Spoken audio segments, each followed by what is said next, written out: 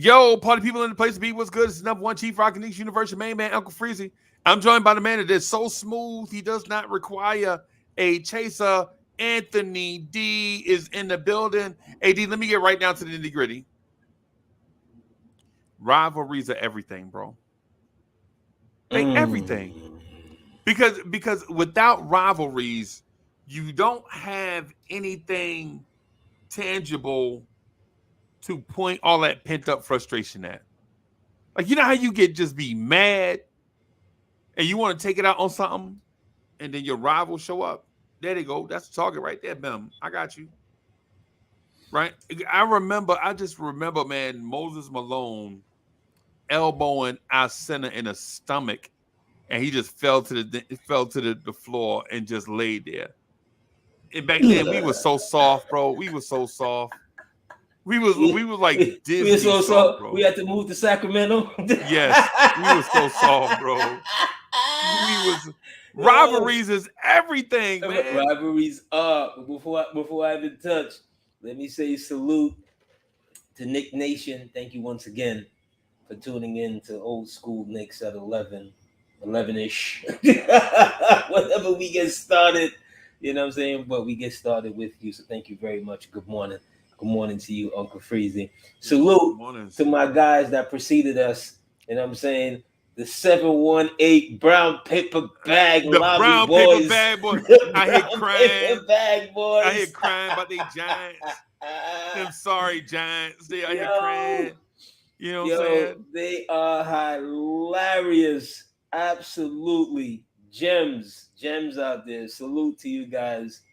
I enjoy the show. I gotta come rock out with you one of these days. Y'all allowed me to on there. Let me bring my own brown paper bag, the cold duck. Cold duck. I'm bringing my own brown paper bag. Cold duck. Some great Manischewitz. That great Manischewitz tastes like communion. My mom had some Manischewitz because during the Christmas season, you know, Caribbean people, they make, the fruit cakes and so forth. So they'll use the Manischewitz wine. Yeah. As a part of the mixture and stuff. So one day, I think my aunt, I think it was at my aunt's house. Yeah, my aunt was the cake maker. Salute to my aunt, Auntie Connie. And it was in the refrigerator, but I thought it was Welch's grape juice. I thought they just put it, when you finish a bottle. 7? Yeah, something like that. Maybe. Oh, you young. Okay. Okay. Like all right. that, okay. If you was that young, okay. All right. I think I was singing James Brown "Cold Sweat" within like a half an hour. Yeah, man. Yeah, man. I remember, man. I took a swig of my Aunt Mary's. Does this seem like everybody got an aunt named Mary? Everybody got an aunt named Mary? Is that how it works? Okay. So I took a swig of my Aunt Mary pink champagne. And I was like, ooh, what is this? But anyways, yeah, man. Yeah, man. The rivalry thing is real. The Giants, ain't nothing we can say about the Giants. We'll let that rest because the New York Giants are trash. They always gonna be trash. They ain't worth talking about. How about them Jets though? I feel just like how you do. Yeah. Between 1965 and 1982, the Giants missed the playoffs 17 straight seasons. and they didn't just miss. It wasn't like they were like just on the cusp of. They were trash. They stunk up Yankee Stadium. The house that Ruth built. They absolutely. What was it? Ali Sherman, them boys, and the old Y.A. Tittle, and they were absolute trash for 17 years. Jeff Rutledge. 17 years in a row. I mean, really, really bad. The Giants was terrible, bro. The Giants forget their long-term history. They think their franchise started when LT got there. And in a sense, it really did. Probably did. It really did. When he got there. It's like let's forget about everything anything between the greatest game ever played, the Colts and the Giants in 1951, you know, when Amici on the block, and they think, anything else in between there, between when they got LT and the greatest game, they forget. They forget it. No memories. Right. No memories at all. A whole generation of people forget that they used to root for that franchise at that point in time. Right. Absolutely. But salute to my Giant fans. Y'all ain't going nowhere. Y'all ain't going nowhere. They out here thinking, yo, Giants fans. Y'all know what it is. Giants fans, we will never let you forget Joe Passacic. Herm Edwards won't. Yeah. former Jet coach. Never let you forget Joe Passacic. Yeah. You know what I'm saying? We will never let you forget about that. We're like 2.0 seconds on the clock. The Giants, instead of taking a kneel, the Giants turned to hand the ball off, and fumble it. See, this is the things that gets my blood. They'll show a Mark Sanchez butt fumble until the cows come home. Yes. Right? Okay. Which, it's very funny. It's funny. Everybody has a moment. Sunday Night Football. But it wasn't, he ran into the offensive line. I mean, it's not that hard. He ran into a 6'8" dude, bro.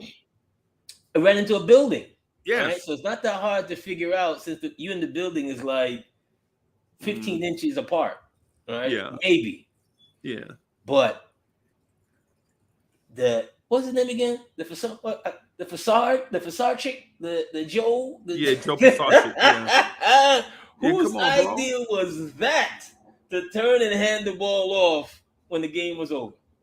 Whose idea was it to draft Dave Brown? They don't remember Dave Brown. That from out of Kentucky? Is that where he went? Duke, right? In the what is the other draft? I think they did away with it. The supplemental draft, right? After the draft, they thought they got themselves the next Phil Simms, yes, or something, and they was marching tall, bro. They thought they did something, bro. That man was. I hate calling professional athletes the T word, but I'll use another one. Terrible. I'll use another one. Good and terrible, but good and terrible. Like, Dave Brown was so bad. Like, and then they was like, yo, you know what? He was bad. He was bad. But we got an even better idea. What we'll do is we'll draft Kent Graham.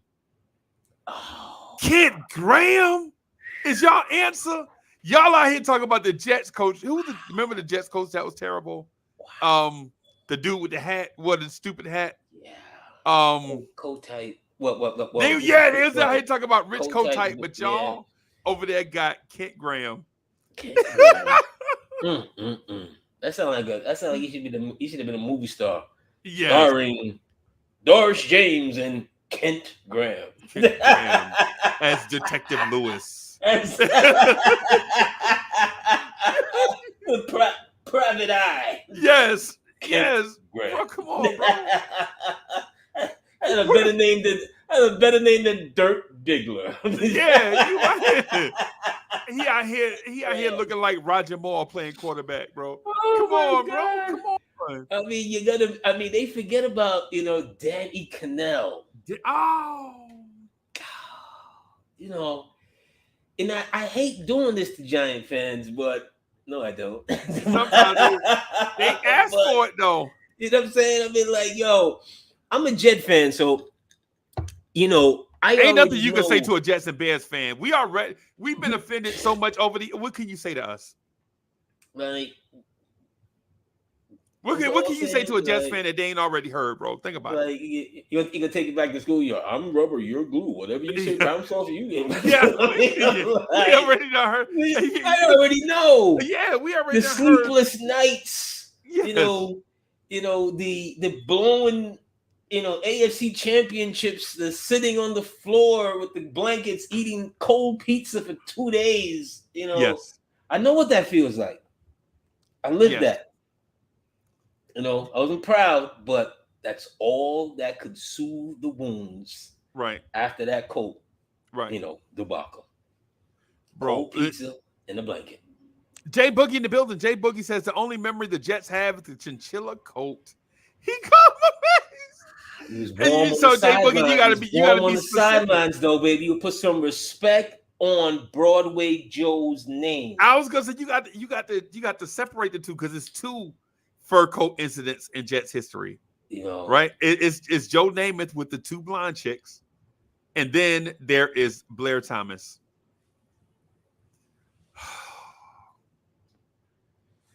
Wow. Blair Thomas.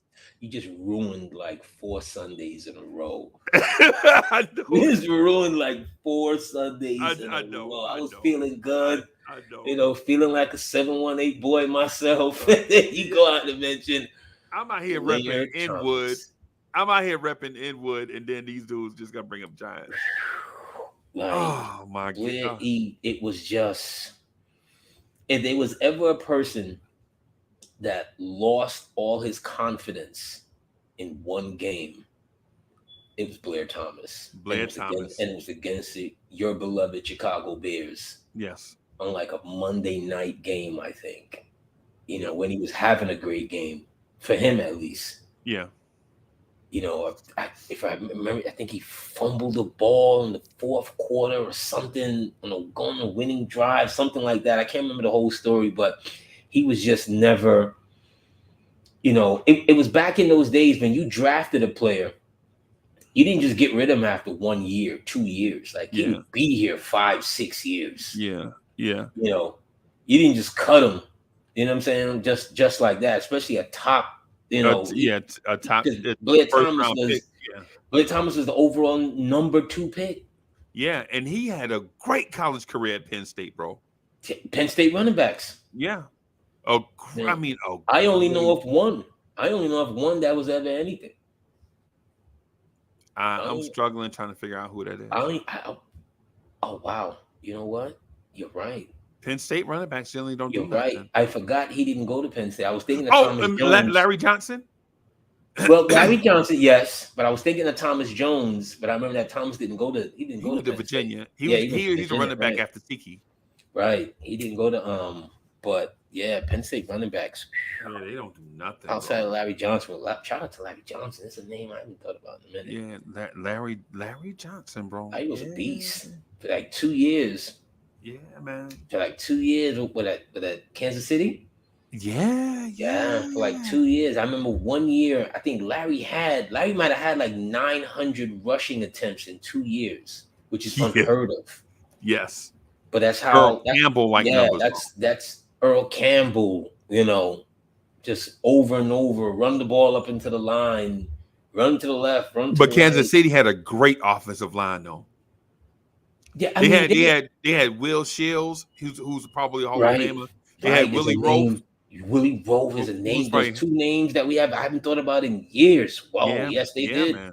Yes, they did. Yeah, man, they had a great offensive line. But they burned him out. Because I remember when he tried to hold out for some more money, right? And he eventually came back in. I think he got some more money, but it wasn't what he was looking for, if memory serves me correctly. Right.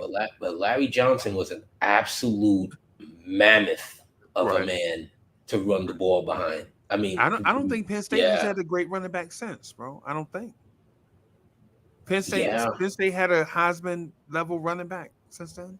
I gotta really touch my mind because Penn State football hasn't been, They've been up and down recently. They're either really good or mediocre. They're more famous for off-field nonsense. Yeah.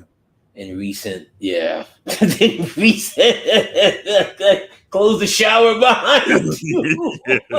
God, you gotta have armed security. My God. You gotta have armed security with you just to play football, bro. My God. Lord have mercy. Oh boy, man. Yes indeed, sir. So where we at? Rivalries. What makes a rivalry great, man? I think you gotta have some kind of a physical something.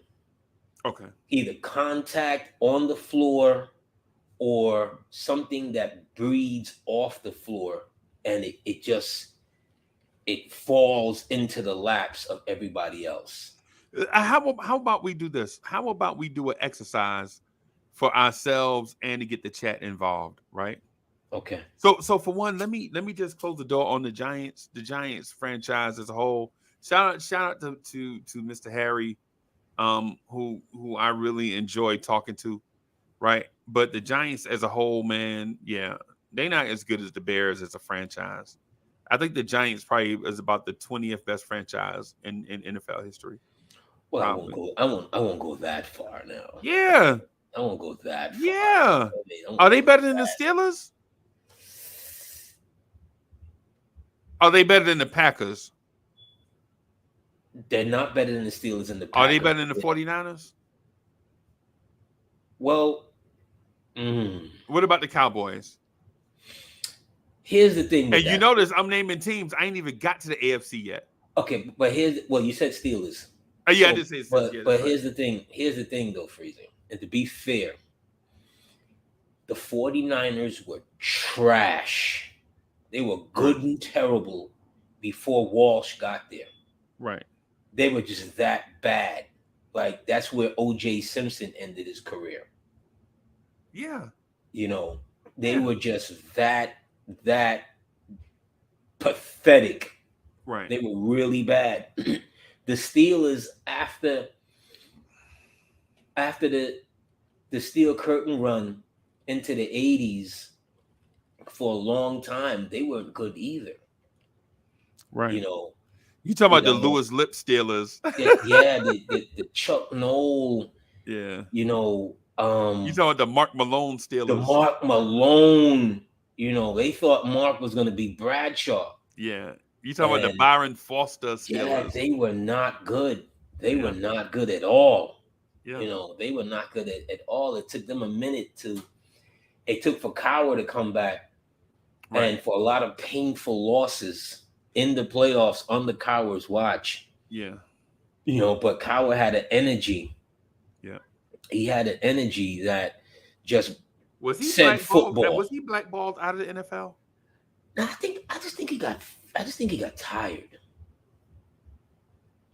Coaching is especially with the NFL, because the NFL, even probably before the NBA and some of these others, was always every day. If you show me a successful NFL coach over the long term, I'll show you a man that's been married 2 or 3 times. At least. And I'm talking about he's cheating on his wife, who's the game. Yes. His wife is the game. His wife is the game. And his physical wife is the mistress. She got to hold that. Yes. She got to hold and that. For his whole career. For entire career, from player to assistant coach, coaching games in Sandusky, Ohio. Yep. Oh, some far gone college somewhere that was the only place that would hire your man. You got to pack up and go with him. Yep. It happened to Vince Lombardi. Yeah, his wife was, it was about to get divorced. This on the record, she had alcohol problems. Yes. A lot of problems that, look at what's my guy coach now of Kansas City. Andy Reid and the problems that his sons and stuff had and things of that nature, because you're not married to the family. You're married to the football life. Right. These guys are in office at 1-2 a.m. in the morning. Right. And I'm talking about returning after leaving at 8. Maybe they left at 8. Yeah. Maybe. Yeah.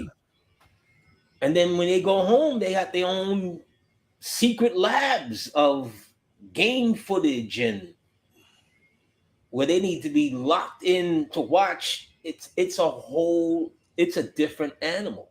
There is, and NFL coaching, there is no work-life balance. No. No, it's a different animal because football is three teams: offense, defense, and special teams.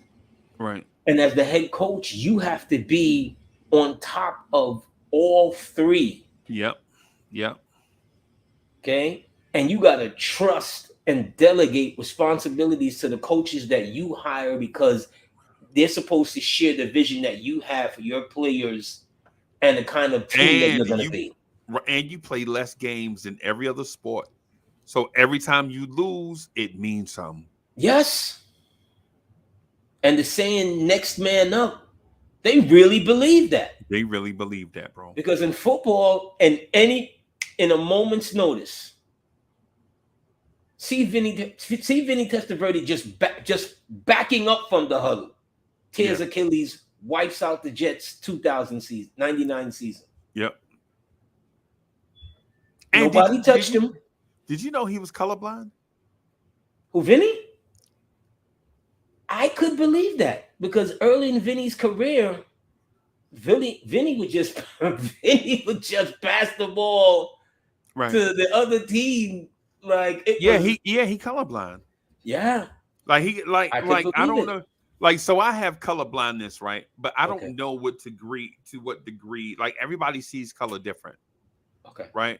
Like everybody I have a different, like for some people they see all the sharp tones or whatever. You know what I'm saying? Like every time I go to the optometrist, they do the colorblind test. You know how they put the card in front of you so you can, and like the girls will be laughing like, you know what I'm saying? They think that's, you know how like when you see something that's rare and people are like, and I'm like, spell Freezie. Yeah.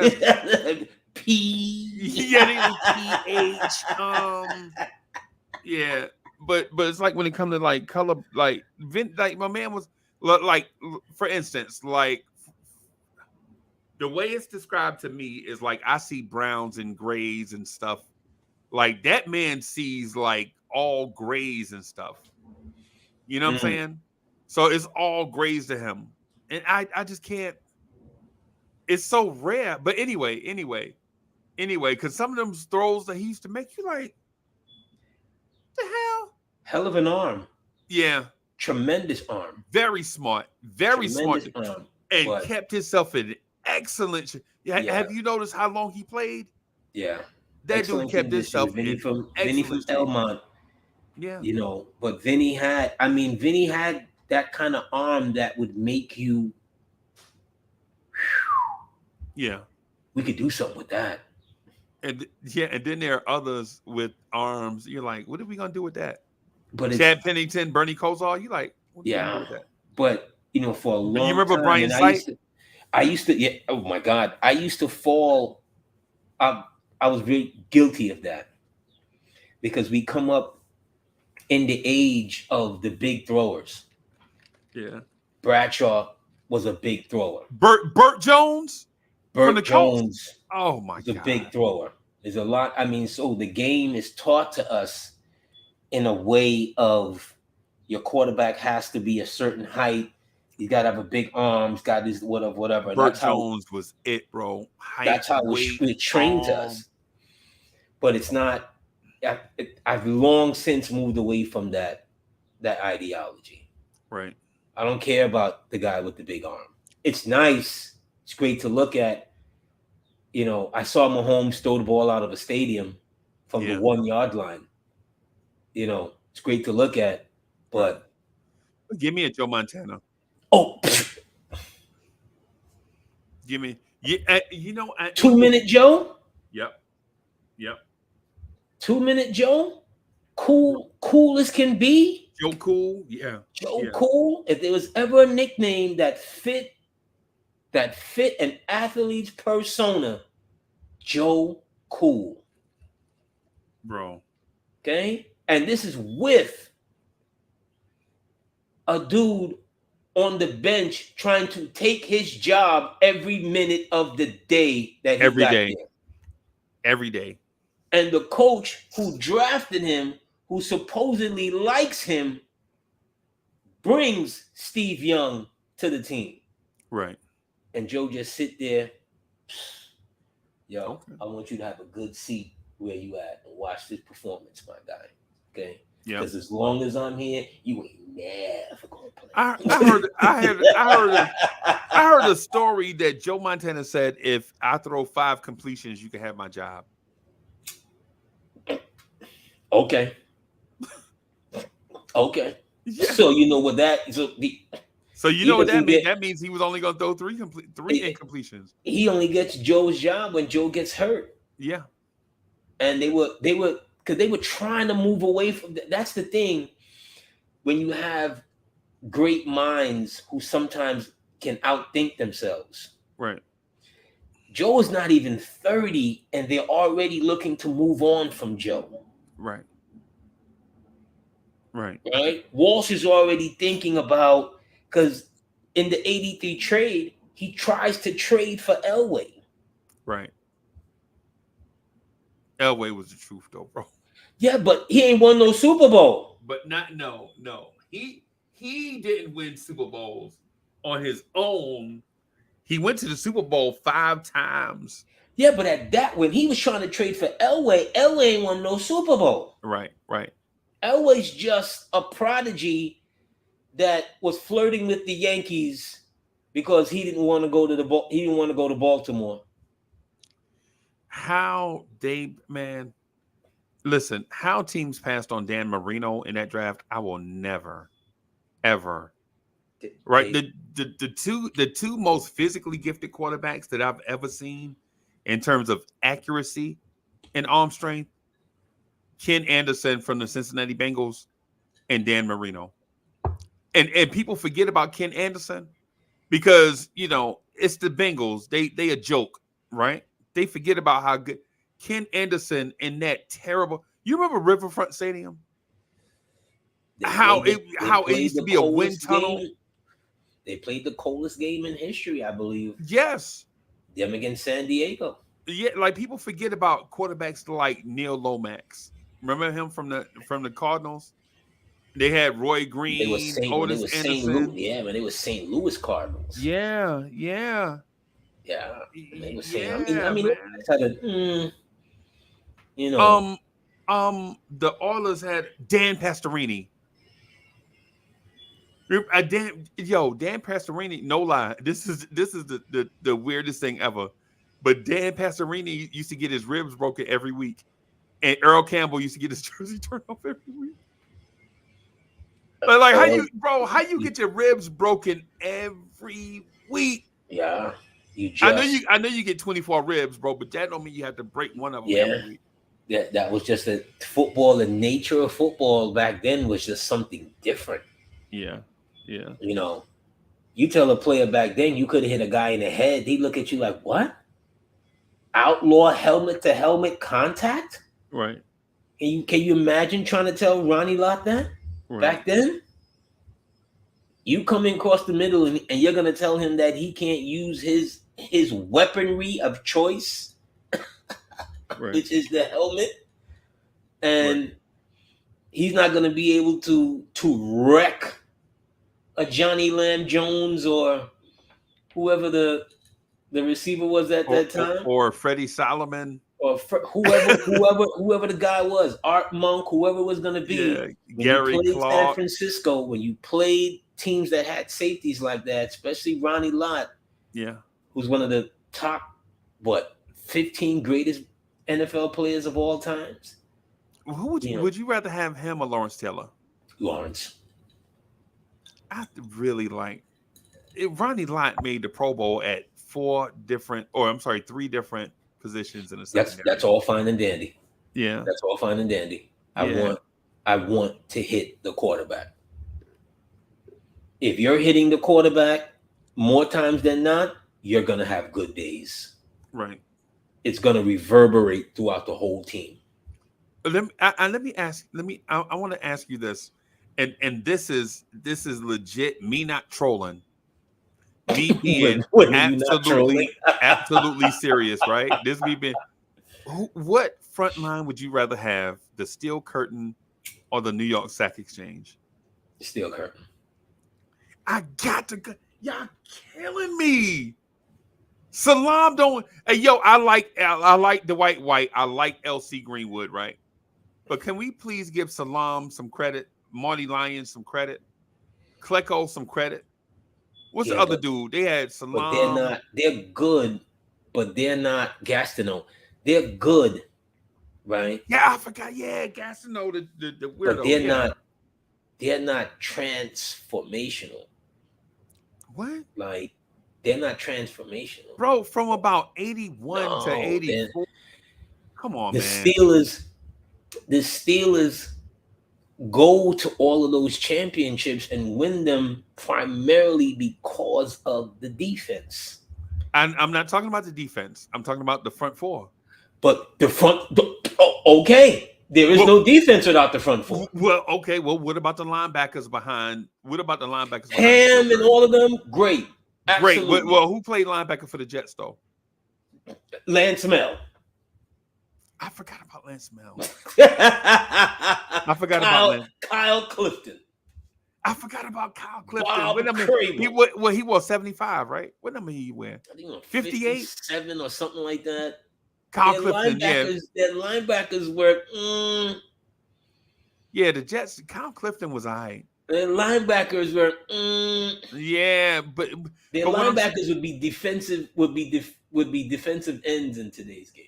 Yeah, well, same thing with the Broncos. The same thing with the Orange Crush defense. Yes. You know what I'm saying? The smallest person they had was Tom Jackson. Okay. You know what I'm saying? Everybody else was like 6'3", 6'4", 260, 270. You remember Carl Mecklenburg and all them? Simon Fletcher, Carl Mecklenburg. They thought they were tough. Yeah. They thought they were tough until they ran into San Fran. Yeah. That West Coast offense got rid of those big man. It made it. If you were, there's two things that as time has gone over in football, and I know fans, I know we don't lost our way, but we always lose our way. We'll find our way back. We getting back. In football over the last 20 years, maybe 25. The slow, and it is what it is. The slow middle linebacker, white-ish, 255, Dick Buckus. Just say the Dick Buckus type linebacker. The Dick Buckuses of the Ray world. Nitschke type linebacker. Yeah. No, they can't play. They wouldn't be able to play in the 80s. They can't guard the backs. Once guys like Walsh started utilizing the back from throwing to the fullback out of the backfield, bro, it was over. Something out of the I formation that didn't go left, sweep right, power right, arm. Right. Yeah, if you ever hear these football terminologies, the name of their plays, just sweep right, power right, arm, break neck. Yes. Yeah. These crazy names for the plays because they're coming to do what? It's that mano a mano. I'm coming to take your lunch kind of football. Right. That style of play from the interior, from the linebackers and the 6'5" big white guy back there throwing the ball, quarterback, gone. The statue, done. Yeah. Done. Right. As a matter of fact, the irony is one of the scrambling quarterbacks from back in the day wound up having sons in the NFL that were that statue type. You remember Archie Manning used to be scrambling all over the place. So as he snapped the ball, he'd be running for his life. Yeah. Fran Tarkenton, another Giants great. The greatest. Fran Tarkenton might be the greatest system quarterback ever. Well, I can say system because Fran Tarkenton could throw that thing, man. But they just allowed, what's the coach with them? Bud Grant. Bud Grant, right? 9 times out of 10, no NFL coach wants a Fran Tarkenton. Right. They don't believe in it. Right. Especially back then, bro. Back then, they don't believe in it. Right. But he was accurate. Yeah, but they want the guy that could stand there to the last second, who could see over. It's like when shout out Well, to my boy. they wanted John Wayne. That's what they Oh, wanted that yeah, quarterback. I'm just about John Wayne. Okay, they wanted. Remember Mark McGuire's brother, Dan McGuire. Dan 6'7". McGuire is like 6'8". Yeah, Right, 6'8". my boy, Yeah. my boy Steve. Steve, if you watching Seattle, because he's a big Seattle fan. Seattle. You talking about the Bears game? You Oh talking about my God! the No, Bears dear game? God. They was hitting McGuire, bro. Oh my Yo. God! We used to call McGuire, pelt him in the back of the head, Dan. Yeah. Because his highlights was him hitting the receiver in the back of the head. He's so scared. After a while, he was so gun shy, bro. But that's what we did. Seattle quarterbacks didn't stand a chance against Bears. I don't know why that is, because Seattle used to play in the AFC back in the day, right? Yes, they had just moved to the NFC when the Houston Texans and somebody else joined the was it the Houston Texans? They were the Titans. Well, Tennessee Titans had. No. I know. I mean, when they expanded, was it Carolina? Carolina? Go to Tennessee. I think Carolina wasn't Carolina there before them. When Seattle went to the NFC, I'm talking about realignment. When they realigned. No, Carolina was already in the NFC when Seattle went to the NFC. Okay. Because remember, Carolina loses to San Fran that year in like '95 in the NFC Championship game with Collins as their quarterback. Yeah. Right. No, they were already in the league. Okay. By the time realignment came. Let me ask you this, just so that we can get back on track just a little bit. Mm-hmm. Why do you have Ray Leonard in your top 50? Oh gosh! No. I don't want to talk about that. I'm joking. I'm joking about that. I'm joking about that, of course. But what I did want to talk to you about though is who are the Knicks' original rival? When I talk to my uncles, right? My uncle's like, man, y'all young boys don't know nothing. Y'all be talking about y'all old school. Y'all don't even know who the Knicks rival is. And I'm like, well, who they rival? And you know who he said? He said the Lakers. Because we played he's like, yo, we played them in the NBA Finals 3 out of 4 years. Yeah. We beat them twice. They beat us once. Yeah. And I was like, the Lakers? Yeah. Yes. Coast to coast. Yeah. Coast to coast. He was like, yo, you up here talking about Miami and the Lakers is our rival. The league would die for that now. Right. They would absolutely die. Ratings would be through. They would die for it now. And truth be told, we should have been there. We should have won the championship in 69, not 70. We should have won. But we should have won it in 69, 70, 71, and 73. We should have won it in those years. The 71 year injury stuff happened. Ain't nothing you could do. 72, the Lakers had the greatest team that ever existed. There's no way you beating the 72 Lakers. I'm sorry. I don't care if you had Mike, Magic, Bird, Oscar, Shaq. You wasn't beating the 72 Lakers.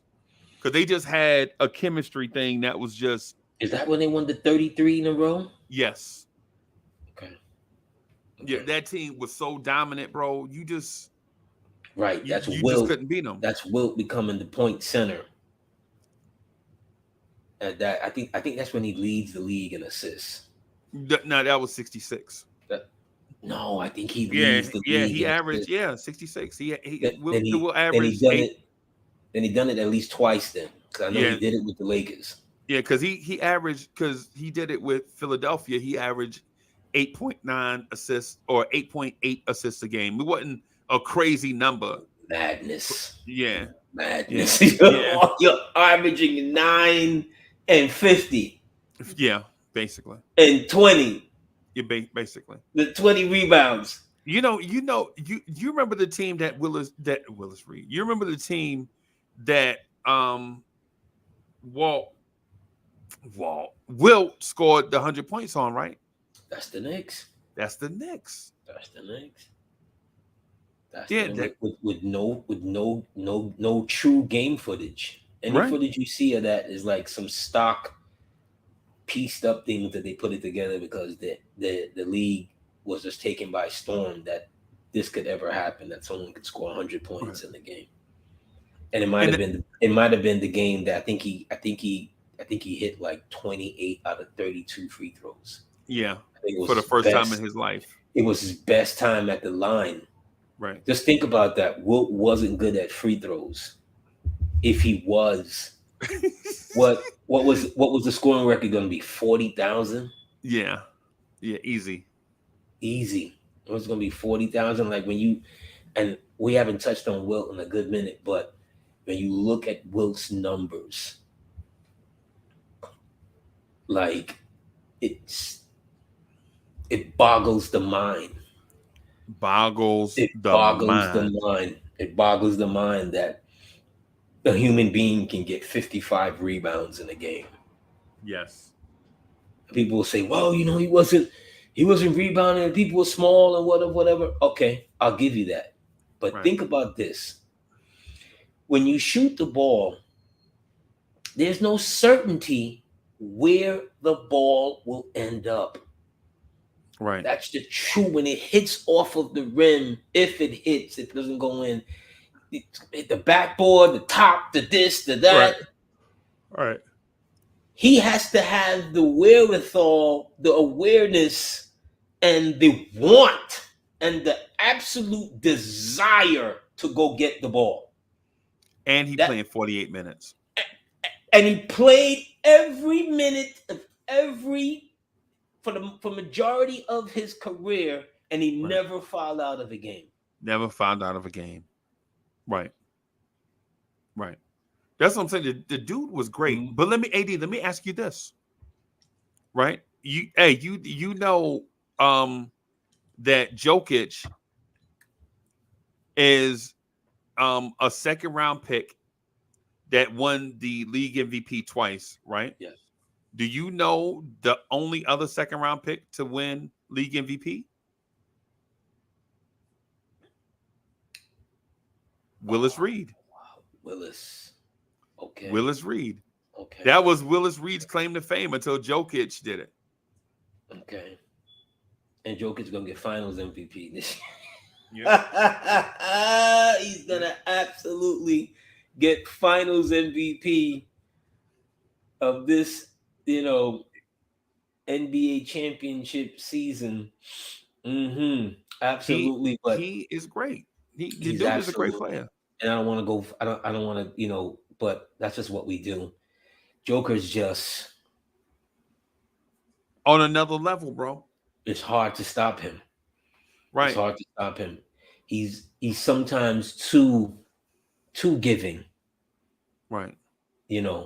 Me, I got that kind of footwork and girth and strength and length. I'm giving it to Bam. That you're going to triple team me. You're right. But we're in a new era though, AD. No, you're going to triple team me. Yeah, but we're all that Joker, when Joker does he slides up to the top of the lane and he plays the two-man game and he gives it back to Murray and maybe he may cut and roll back and maybe he may get it back and he's fine with that. Right. Right? He's fine with that.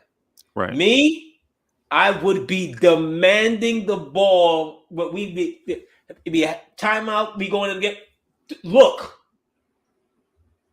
Okay? You better give me this rock. Okay? I'm about to destroy Bam Adebayo. Right. And he has that kind of capability, but to watch his game, and I'm being facetious, you want to play with a dude like that. Right. Because he's not forcing it and he's getting everybody else in rhythm. And when he but gets that's what centers used to do. Yo, that's what centers used to do back in the day. That's why The Willis Reed could win the league MVP. The focal point. Right. And then too, as I read an article in the New York Times. I think I read it yesterday. It was circa 1975. Mm-hmm. Talking about Wayne Embry and talking about the Stan Kasten. Does that name ring a bell with you? Rings a bell. I think he was the Atlanta Hawks GM. Rings a bell. I think he was trying to. It was a bunch of GMs trying to make way around the league so that Kareem can go to the Knicks. Because basically, one of the reasons why Kareem is not a Knick, in theory, is because the Lakers wanted Clyde Frazier. Right. And listen, I'm not talking about the commissioner's office, right? Because the commissioner's office wanted Kareem in LA. And it's the reason why for the frozen envelope. All that stuff, we already know that, right? But the two-sided coin. yes, we know that to be true, right? We know David Stern. Listen, even today, as we sit here and the San Antonio Spurs had the number 1 pick, a lot of NBA fans will be like, that's convenient that a struggling small market team gets the number 1 pick again, right? But here's my thing. The Lakers wanted Clyde Frazier. Right. The Knicks didn't want to trade Clyde Frazier. The Lakers didn't want Earl of Pearl Monroe. They didn't want Earl of Pearl, even though Earl would have been a great point guard, right? For them, but he had played so many years at the 2, you know what I'm saying, that you like, if I get him, is he really gonna be the point guard with such and such? So the Knicks are thinking, do we trade draft picks for this? You know what I'm saying? Do we trade draft picks to Atlanta for Atlanta's best player and turn this into a 3-way trades? Atlanta, New York, and Milwaukee. And then come to find out, I think I forget the other team. I think it might have been Philadelphia. Philadelphia winds up making a trade. Philly and Atlanta winds up making a trade. Now the Knicks can't get room, and then they just ship Kareem off to the Lakers. Did you see what the Lakers got for Kareem Abdul-Jabbar, bro? Well, yeah, but how I heard the story from for a lot of the the older writers and so forth that we grew up listening to. Kareem wants out of Milwaukee. Yep. He doesn't like the cold. Yeah. He's fully immersed now in Muslim life and so forth. That is the reason why he wanted out of Milwaukee. Well, yeah, because he was a part. I think it's a part of his decision. Yep. And because it's a big part of his decision because he was with that. Milwaukee, they wasn't really in on. No, and because it's still vastly, Anglo-Saxon, and he gets into the whole, what was it, the Wahhabi movement, sect from the Muslims, and he's trying to figure it out. Right. And at that time, Kareem is what, 26, I think? 26. Yeah, something 25. Something 27. like that. So he's trying to figure it out. He wants to change, basically. And he wants to go back home. Right. But the league is like, look, I know you want to go back home, but this thing done popped up in California. Right. They didn't have to tell him twice. Right. He wasn't forceful.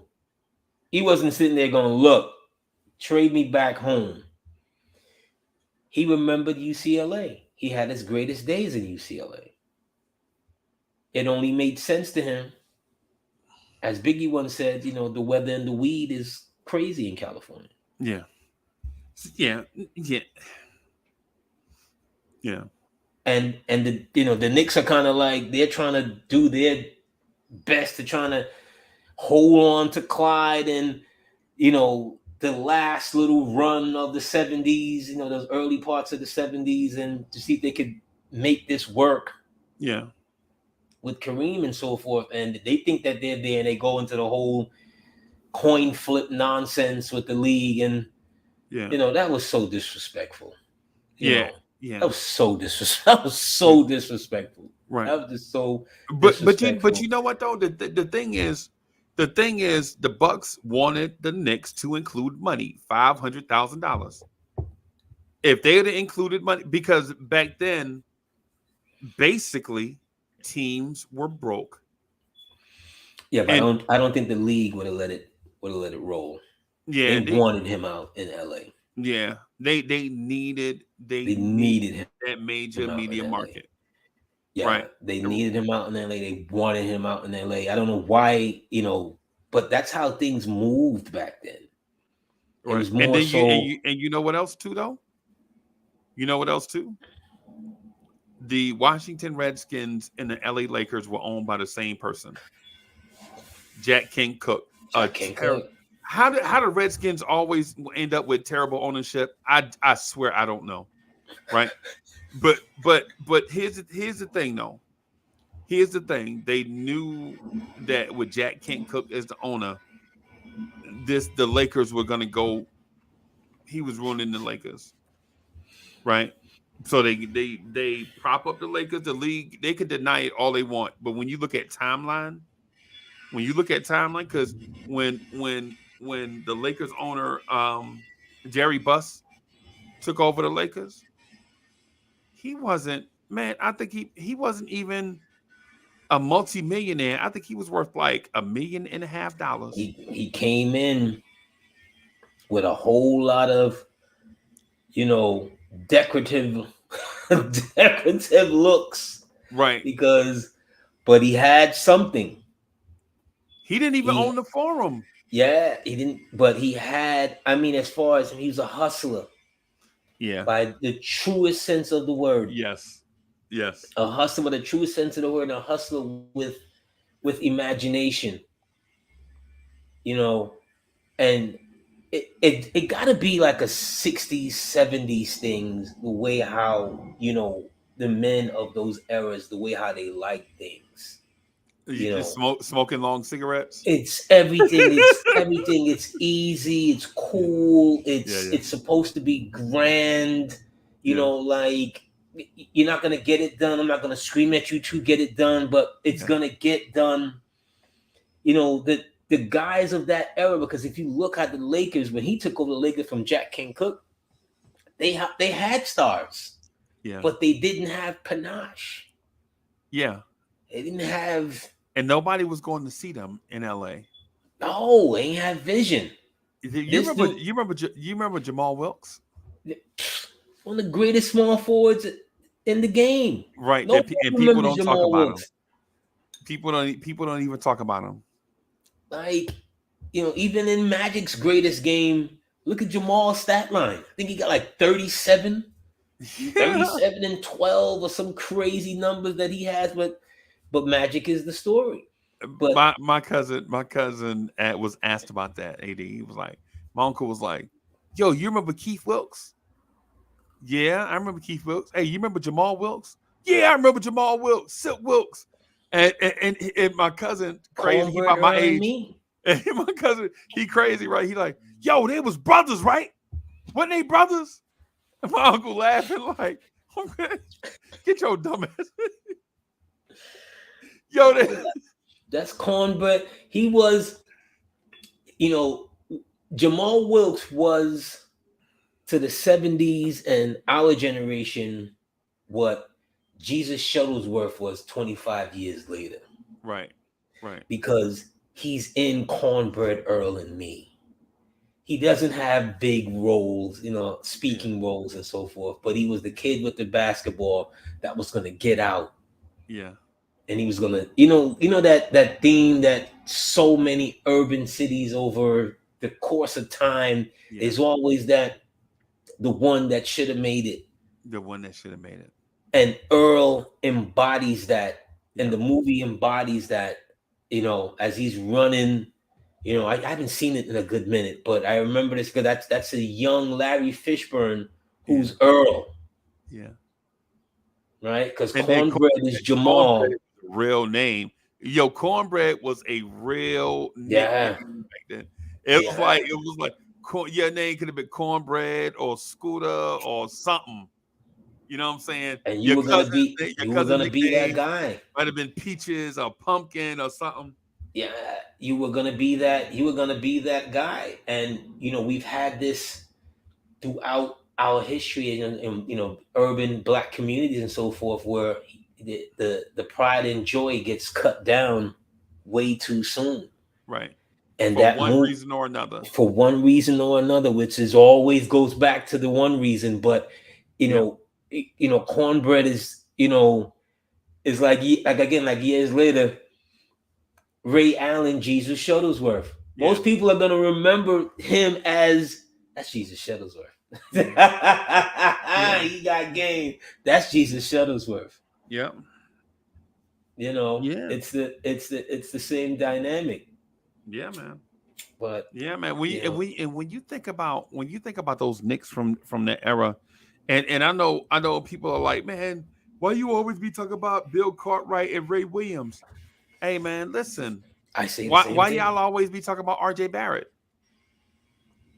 You know what I'm saying? It's a generational thing. Yeah, Ray Williams, R.J. Barrett, it's the same thing to me. That's why people talk to me about young core, I be wanting to throw up in my mouth, right? Because Kaz will be like, but this young core is different. The Knicks ain't never had a young core, bruh. The Knicks never had a young, really. The Knicks Over never and had a over young core. again. Over and over again. Yeah, it's Like a Groundhog Day, bad man. movie. Like a It's bad B movie. right. Groundhog Day. That's All what it over again. is, All bro. over again. But as we say that, and because I kind of heard you on again the new hit show that precedes us, the 7108 Brown Bag Boys. Scott Perry? The 213 boys, yeah. Yeah, can we the the gold watch that you gave him and the flowers on the way out that you gave him for moves, or it's not easy when you're not in the big chair and there's someone ahead of you and blah blah blah blah blah blah blah blah blah blah blah. Why, Freezie? You believe that Scott Perry's tenure here will be memorable? He was a good general manager here. Who said that? Now I'm asking you. Who said that? I'm asking you because you were giving him his flowers, and you were so sympathetic to his plight as being the No. That assistant might general be no. That might manager. be what it is. No, that might be what it sounds like. Oh, okay. You know what I'm saying? But that's not what it See, is. what I'm saying to you is this is what it sounds like when Uh-huh. doves cry, right? This is you know what I'm saying. The thing I'm saying about is for all your Eddie Donovans, your Dave DeBusches, your Scott Perrys, your whoever. Mm, mm, mm. When you are the general manager of the Knicks, there's always going to be moves that you should have done a certain way. Because we give Dave DeBuscher credit for 85, right? What else did Dave DeBuscher do? We give Dave DeBuscher credit for the most obvious move ever. But what about the rest of his tenure? It's not a good tenure, and that's fine. We're not protecting the late great Dave DeBuscher. who's on the Right. Mount Rushmore or the Kilimanjaro of Right. Knicks what if- basketball, and Scott Perry can't even buy a ticket for that performance. Okay? You want to... Here's my thing, Freezie. Let's look at Perry's tenure. Okay?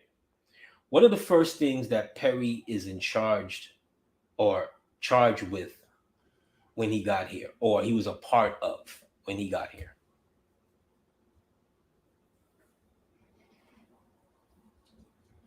Okay. One, the Melo trade. Okay. Okay. Two, trying to bridge the relationship with KP and the organization. Okay. He failed at both situations. Okay. Let's take the KP situation first. Because remember, he serves under two regimes. So we're going to start with the Mills regime. Okay. Right? KP is disillusioned with the Knicks after Phil and whatever. When they hire Perry, KP's in Lithuania or wherever he's from having bar fights. Yeah. Getting knocked out by a 5'6" dude. Yeah. Yeah. And my timeline and so forth is circumstantial because obviously I'm not a paid employee. But this is what I know. It's not until they hire Fizdale do they then start to make physical overtures to the crown jewel at the time. Right. Perry's a part of that. Okay. Fast forward, when they trade KP, what did they get? When the owner, let's go back a little bit. When the owner comes on ESPN and tells Knick Nation that he is expecting a very good off season. Right. Perry's a part of the management.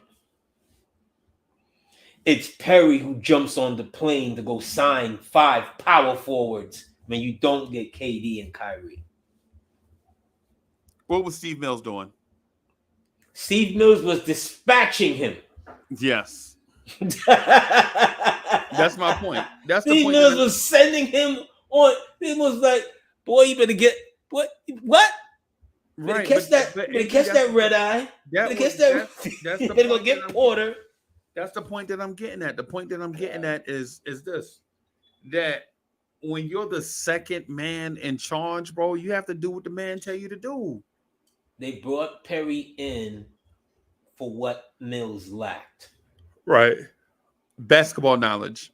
Basketball intel, knowledge, nuance, day-to-day, the nuance. Remember, Perry does have a history in this league before the Knicks. Right. He drafted Kevin Durant, bro. Oh, he's a part of that. He was a part of that contingency. He was a part of the contingency. He was assistant general manager that put the 04 Pistons together. Okay. He's in the room. Yeah. He's in the room to successful situations. At that point in time with the Knicks, he's a part of the fumble all over the place. Right. We can't forget that. You know, yes, he signs Mitch, and yes, he signs ISO Zoe. And, you know, those are good drafting finds in your team building. Every organization get lucky to do that. Every organization is going to do that occasionally. Right. Sacramento drafted Isaiah Thomas, found Isaiah Thomas and Hassan Whiteside. Okay. Yeah. There was nothing, and then wait for this, the crown jewel, he's a part of the hiring of Fizdale.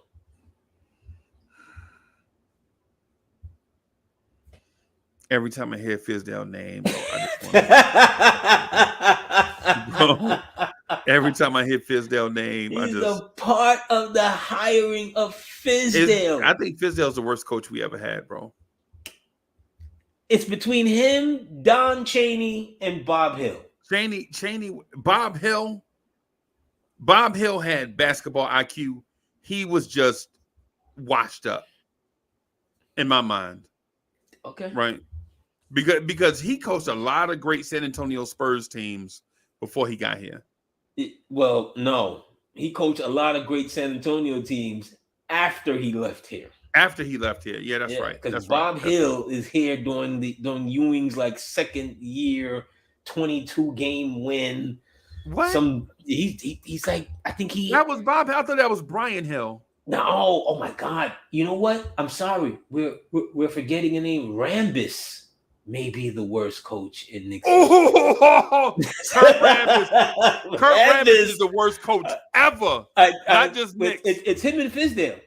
Hey, Rambis has the worst coaching percentage in NBA history, bro. They're neck and neck. Rambis, you know we drafted Rambis, right? Yeah, once a Knick, always a Knick. Yeah, once a Knick, always a Knick, bro. Once a Knick, always a Knick. They're neck and neck. Yeah, man. So, God, I hate kicking a guy on the way out, but I would have never when they held on to Perry, I didn't understand it because he brought in all these other high level executives. Yeah, he had to be. They brought in all them dudes was agents though, bro. They ain't have no front office knowledge. Okay. They ain't have nobody in the front office with Scott Perry experience. They had to keep him. But if I was Scott Perry, and extended him. So why are you firing him now? No, they extended him twice.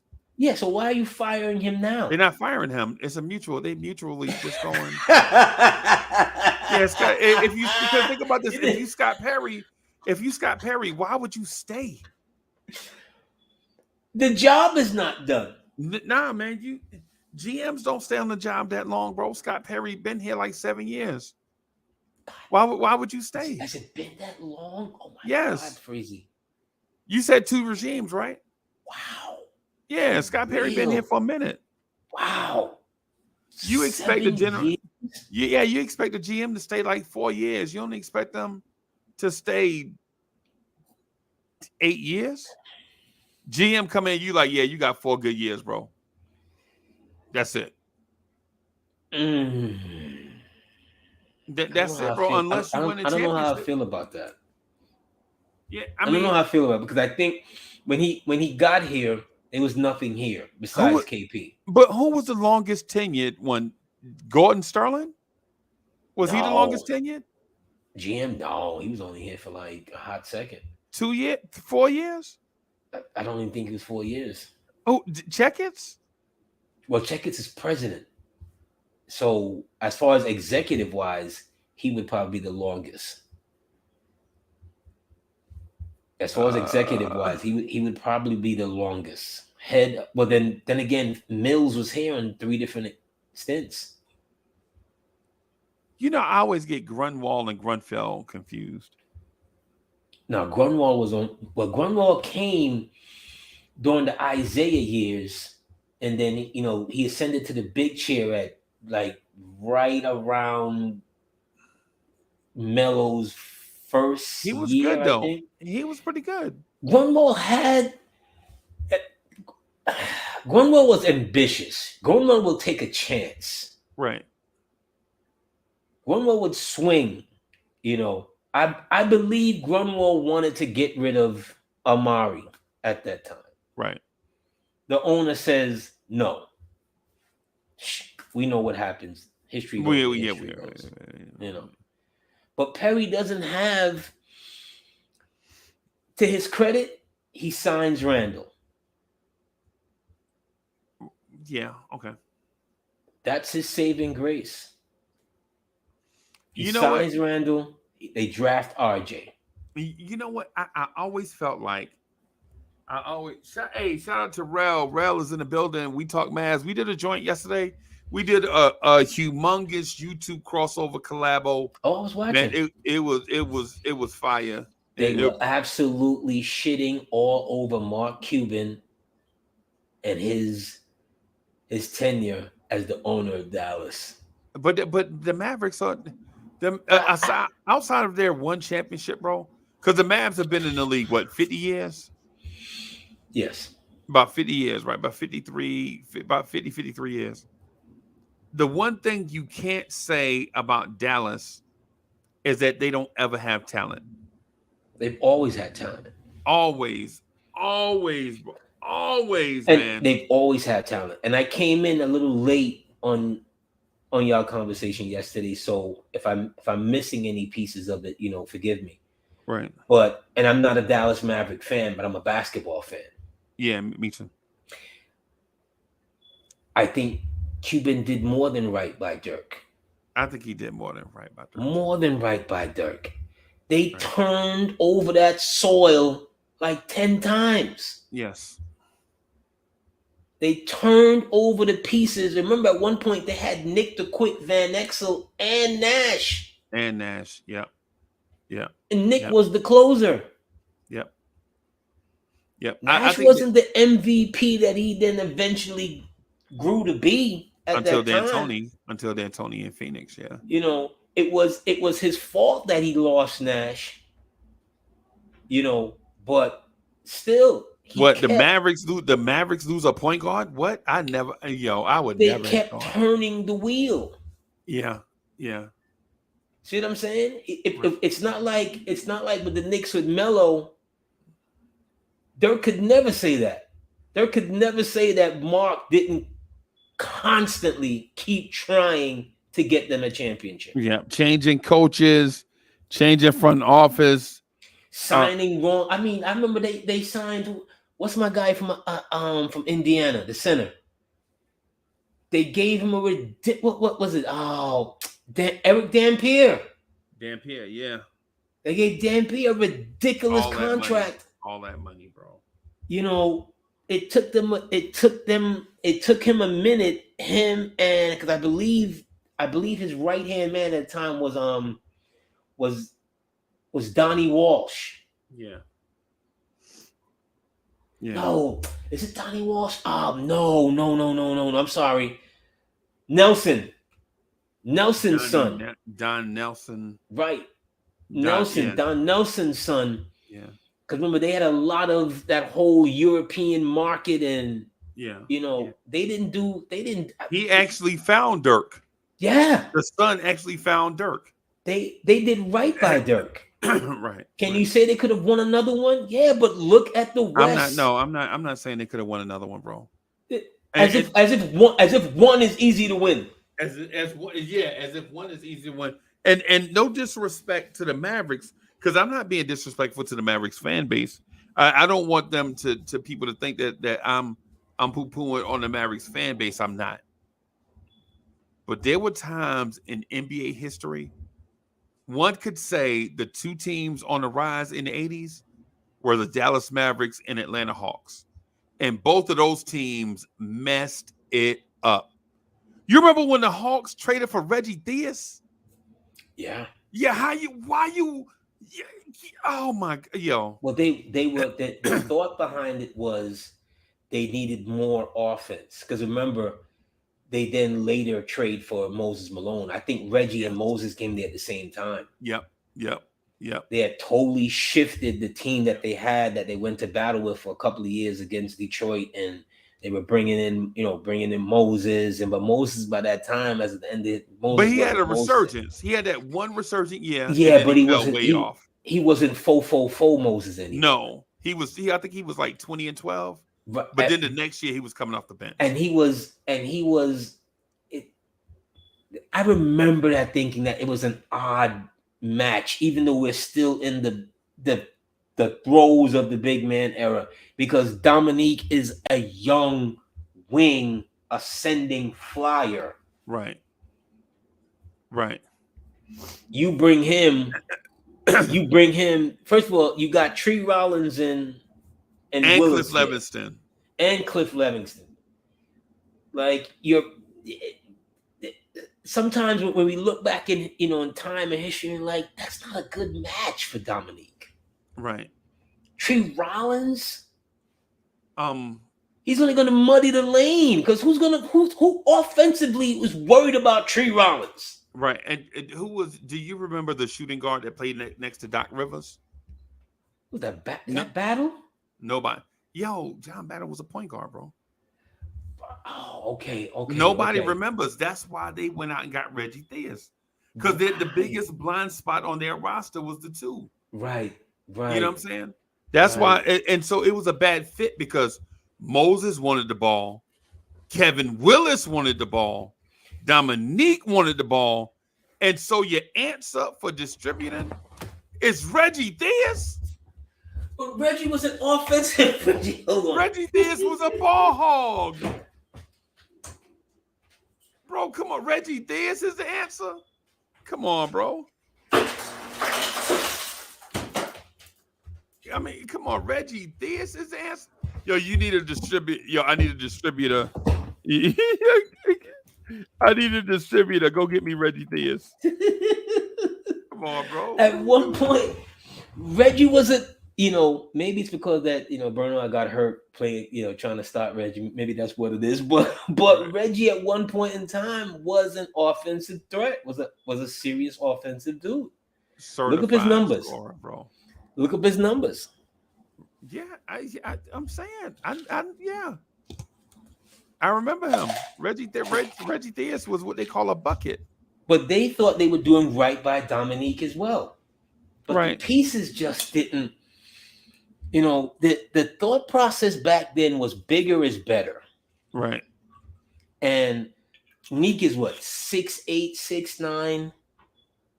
6'9". Tree Rollins is what, 7 foot 7'1". Yep. Willis is 7 foot 7'1". Yep. It's clumpy. Yep. See what I'm saying? And you could get away with it because they're not playing a spacing game like today. Right. Today, Tree Rollins in today's game is playing what? 8 minutes a game, maybe? Maybe. Because he has no offensive skill. And he's not a dominant rebounder. Right. He's an okay rebounder. He's not a dominant shot blocker. He's a space eater.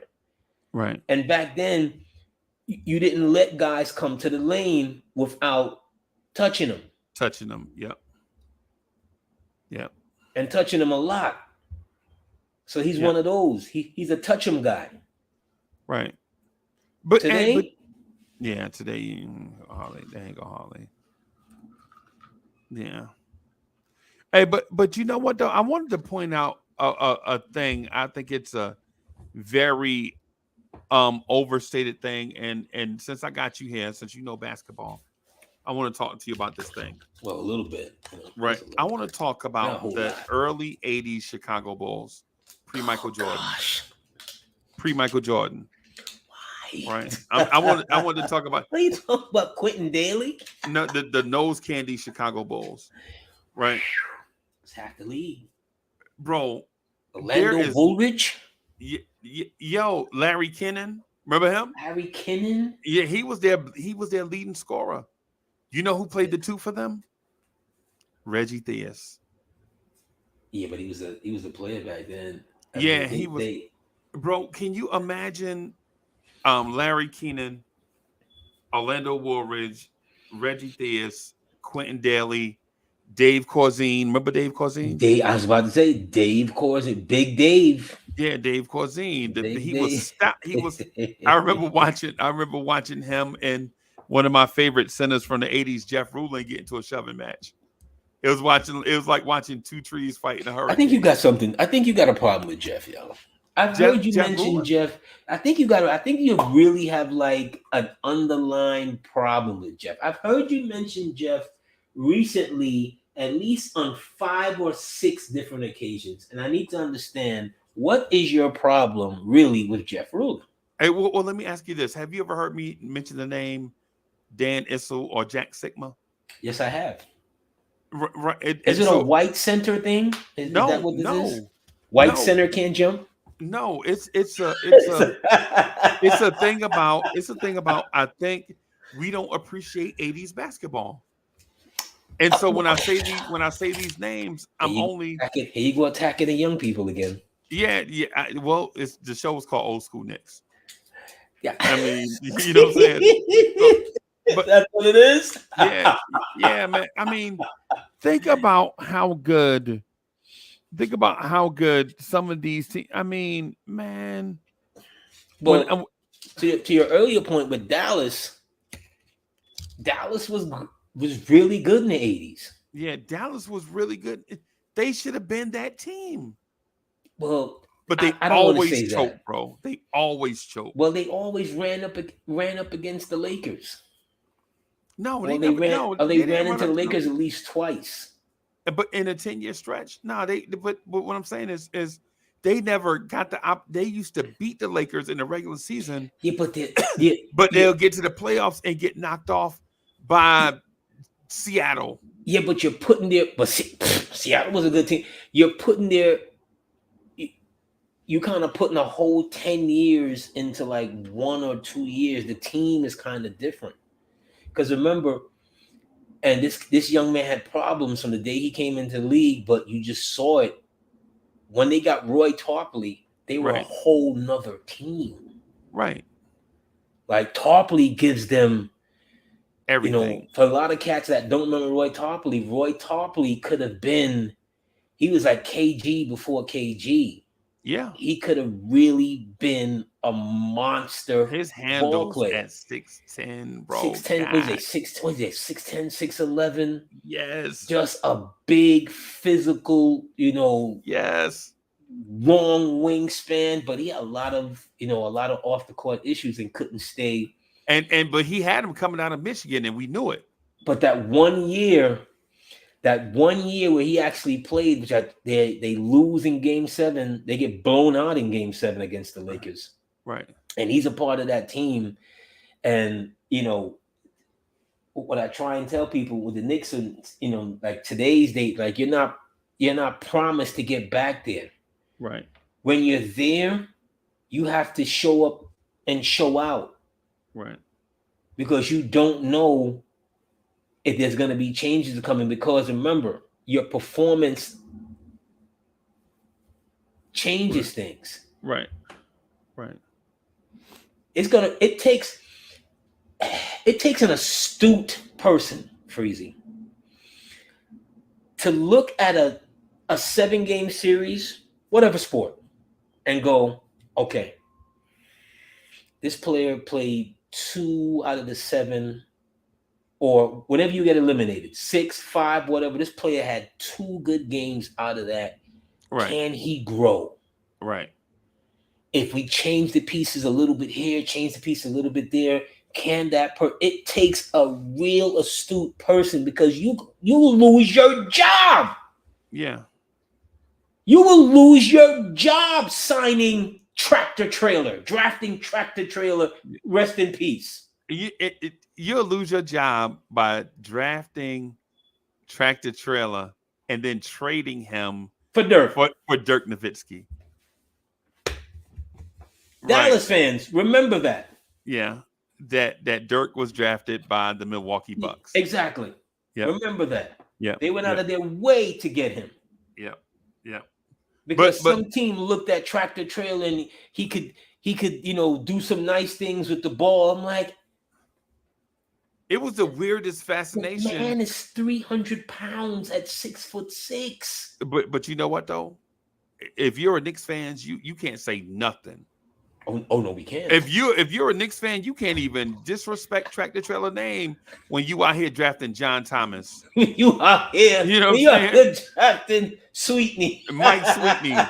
You can't even utter that man's name, right? So I'm with you. I'm with you. I think what you said ultimately is very smart, right? But who are we to criticize somebody for drafting a 6'7", 300-pound power forward with conditioning issues? You know what I'm saying? I mean, we do that. We love that, bro. We might do that this year. We might trade back up into the draft. Be like, hey, no, I don't want a 6'8" wing. You got anybody? that's about 6'6", about 325 though. It's like this regime's some of their early moves. What was the guy they signed? They brought him Amari in. Spellman. That's what I'm saying. They brought Amari Spellman in, and here's my thing, right? You got trainers, physical therapists, you got everybody, you got every known, you got every resource known to man, right? The guy who gives out the uniforms, the guy or the girl who gives out the uniforms, right? You mean to tell me nobody saw this man in his uniform before that game night? When he hit the court, Freezie. But you know what they told him though? And the thing is what they told him, it was all of when they traded for him, they were like, yo, we got all this time off, man. You know what I'm saying? You remember, because what happened was training camp didn't start until November because of COVID, right? Remember the extended summer? Mm-hmm. And they was like, yo, we hadn't seen him, but since he had all summer, he better come in here in the best shape of his life or he gonna get cut.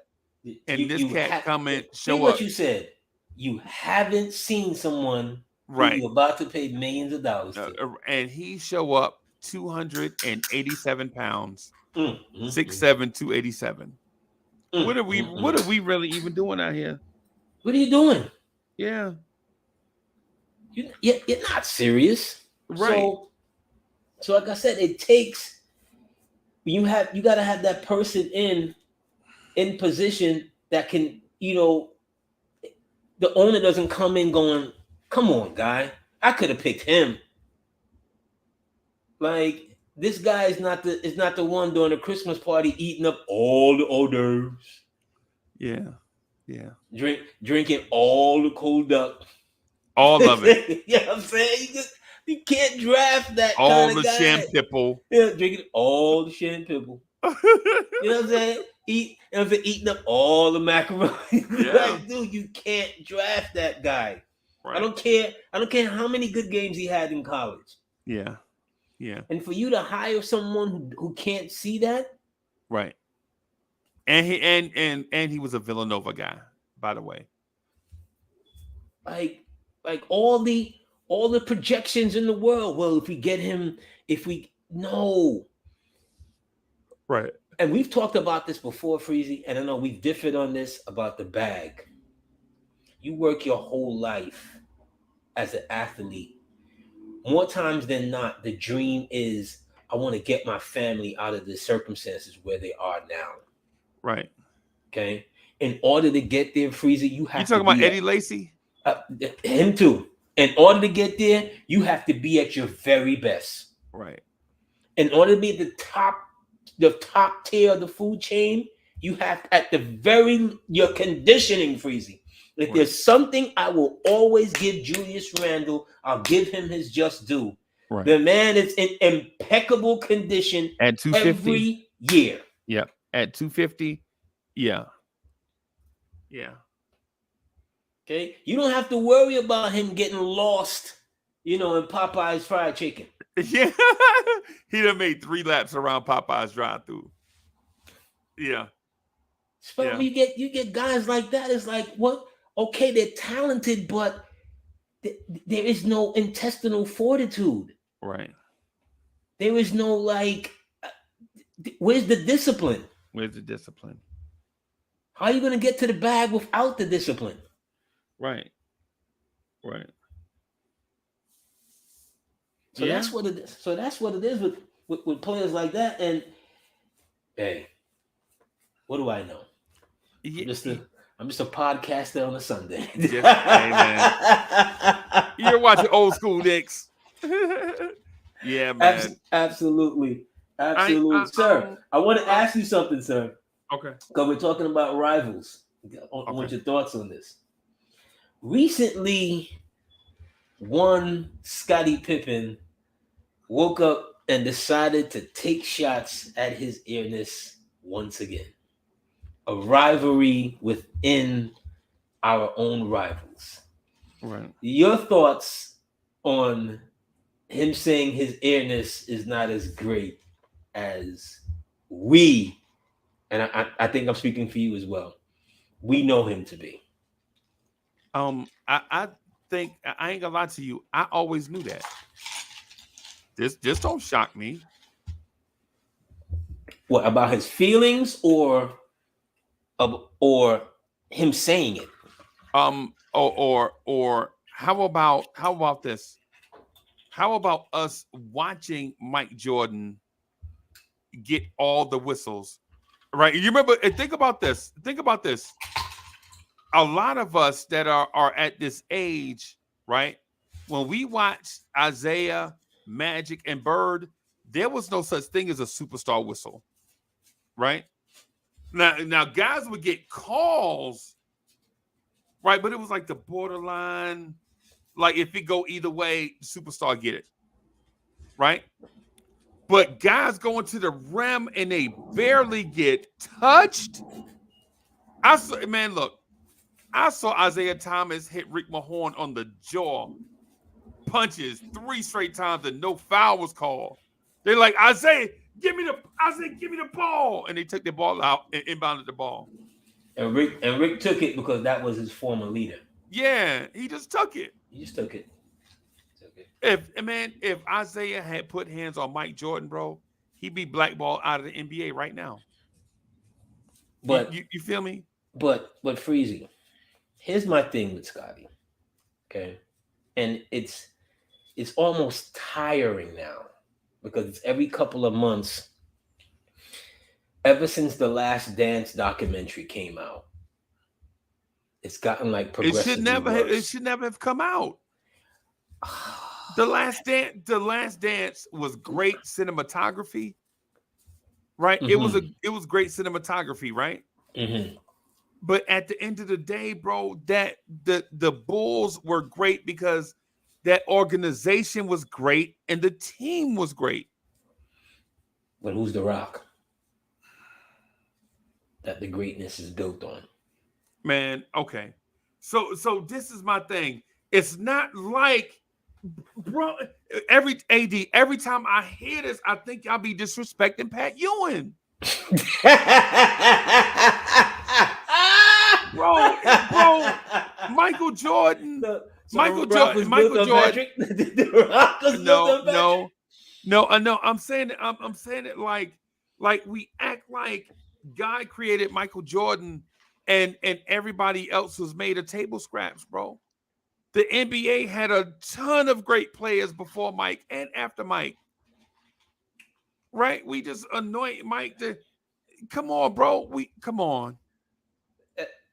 Okay, Freezie. Now, I'm a Knicks fan no more than you.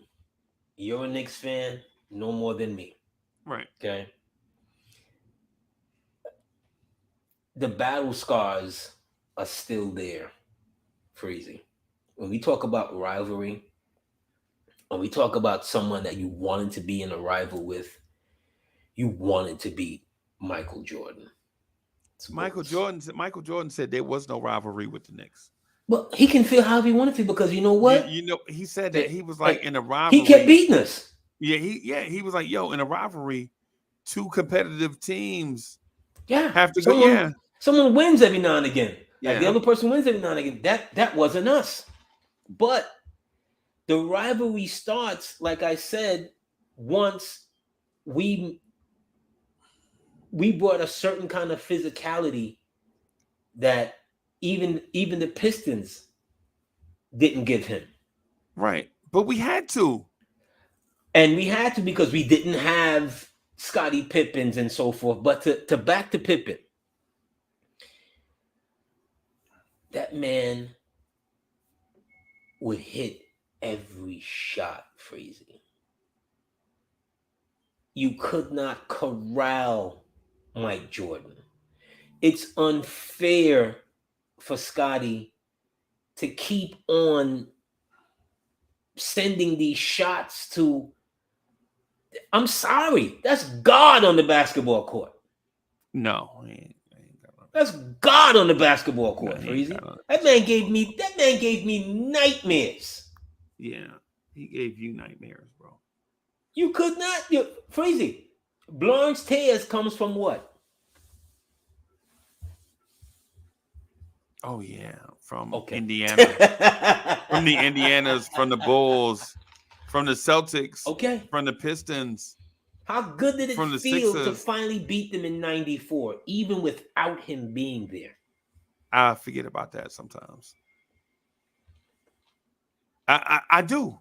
I watched it the other day Bro, with Pete Myers in his position at shooting guard. Former Nick Pete Myers. And it still took us to go game 7 to beat them without him. Right. See, my thing is, I look at him the way I look at Oakley disrespecting Ewing. It's like, enough already. I don't want to talk about this no more. I don't want to talk about it. I'm not gonna lie to you, bro. Already. Where's the love at? My thing is every commissioner puts their battery in the back of one or two players, bro. That's why Adam Silver right now is butthurt right now because his pet project Ja Morant is going off the rails. Right? Zion, his pet project Zion ain't playing. Right? Yeah, every commissioner put their battery in the back. Yo, you don't remember Larry O'Brien? You remember Dave Cowens? How they propped up Dave Cowens was a great NBA player. I'm not disrespecting him. Dave Cowens the MVP. Right. I'm not disrespecting him like that, right? But come on, man. Dave Cowens winning the MVP over Kareem. I mean, come on, bro. I mean, Kareem has what, 6 MVPs? Is he supposed to win them all? Yes. Okay. Was Mike supposed to win them all? Yes, if he was the best player. Okay, makes sense. If he's the best player, that's what I'm saying. You should win it every year. Okay. If we're gonna be consistent about it, you know what I'm saying? I mean, there was in the early '80s when Larry Bird was winning the MVP like 3 years in a row or whatever it was. There was some years in there that Bernard King was a lot closer to Larry Bird than what people think. But since we the Knicks, people don't talk about it. People don't talk about it. Ultimately, what I'm getting at is this. I understand Michael Jordan was good, bro. I understand that. But what I also understand is that David Stern had to clean up an NBA that was desperate for money and had a drug problem. And so what he could do is sell Michael Jordan to Suburbia. Like, no, we don't have a drug problem. We good. Look here, he can jump. And listen, if David Stern had done that with Kenny Skywalker, I'd have been like, okay, right? Michael Jordan was good, great, right? But I just can't say that. I'm not going to sit here and say that Michael Jordan was more talented than David Thompson, than the original Skywalker. This dude walked in the sky, bro. I'm not going to say that Kawhi Leonard is better than Connie Hawkins. Freezie, they calling Kawhi Leonard the Claw, bro. They call him the Claw. There was a Claw before him. There certainly was, and it's a play on words, and it's a. I think it's more of an appreciation for what came before. But here's the thing, Freezie. You can't take away something what someone does. You can't take away Mike's excellence. I'm saying he got a lot of assists in that. Absolutely, because it takes great teams to win championships. I'm talking about the NBA.